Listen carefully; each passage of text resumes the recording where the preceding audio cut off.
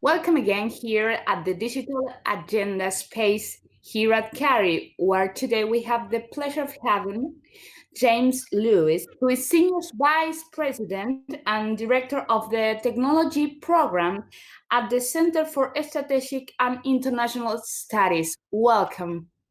Thank you. I'm glad to be here. Well, we have two simple and difficult questions. The first one is, does this pandemic and this digital economic boom have bring any change to the challenges of cybersecurity for most countries? I think what it's done is made people realize how dependent they are on the cyber infrastructure, right? Because everyone is more using the internet, more working from home, using video conferences like this. So it's raised the level of attention to our dependence on this. And I think part of that we'll see over the next few months is a realization of how this infrastructure, while it's very robust, while it's very strong, also has real vulnerabilities that we have not done enough to address. Are you talking about the states, the policies, all the laws around it? What do you think we have to put our attention mostly? Well, all of the above.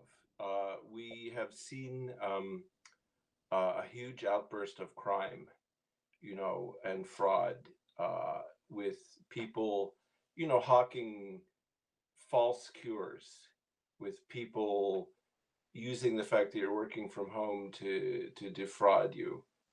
It's Mhm. also been a real advantage for countries because we've also seen a huge uptick in spying. When you work from home, your device may not be as secure.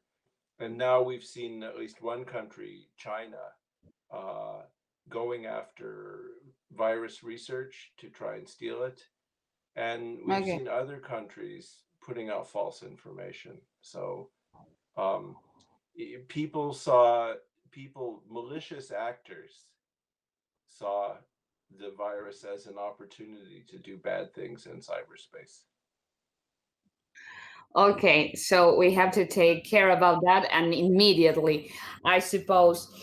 And do you foresee any trend in the association of private sector, companies like Google, Facebook, and states to address this problem? It will be interesting to see what the relationship with the big tech companies will be. It varies almost from day to day. So when they announce that they're working on an app to track virus contamination or virus infection, everyone likes them. The next day, when people realize how much information the companies are collecting, everyone dislikes them. So I think you'll see a closer relationship with the companies, but particularly in Europe, it will be a more regulatory relationship. I think that the days of the unregulated internet are coming to an end. Okay, yes, Europe has a strong background on protecting privacy of its citizens. Do you think there's something we have to take care, particularly in Latin America? I think Latin America is one of the places that's proven to be uh, a, a good opportunity for cyber criminals. And so when we look at certainly the uh, largest economies in Latin America, they are rapidly growing in the amount of cybercrime that we see. So this is something that it poses challenges to national laws, to national policy, to the ability to cooperate with your neighbors. And the OAS has done a good job here, but I think that there is more that could be done. There's a few big countries that have paid a lot of attention to capacity building, to working with OAS, but there's other big countries that have not. So if we were to do a stock taking, I think we'd find that Latin America is more vulnerable than it needs to be. Okay, the last one. How do you imagine the future of, for example, education and defense? You have to think of this space as, we call it cyberspace, but it's better to think of it as something that's emerging through a combination of different technologies, and that would be cloud computing. Cloud computing is just, it means computing is a utility. You don't generate your own electricity, you just plug something into the wall and you get it from the central power station.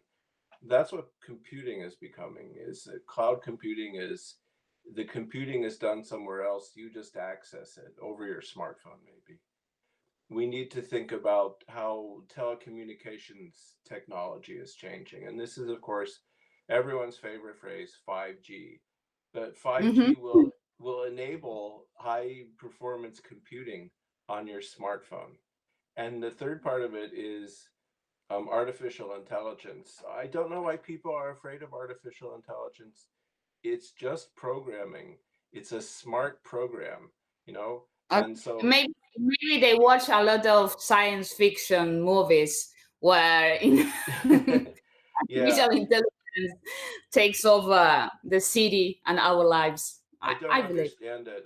Many people seem to think that the Terminator movie is a documentary. It's not.